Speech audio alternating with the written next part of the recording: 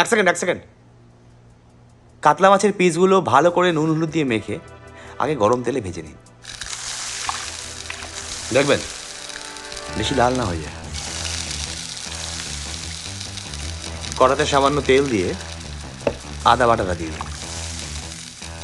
ভালো করে নাড়তে থাকুন যতক্ষণ না পর্যন্ত কাঁচা গন্ধটা চলে না যায়। এবার টমেটো পিউরি অ্যাড করুন। টমেটো চপ করেও দিতে পারেন। প্রথম থেকে খুব সুন্দর রং ধরে নেবে আপনার রান্নায়।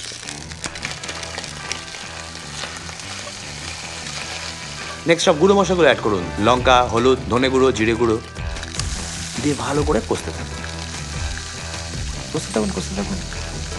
ভালো করে কষছেন তো? এবার 1 কাপ মতন জল দিয়ে দিন। ফুটতে শুরু করলে নুন আর চিনি স্বাদ মতো।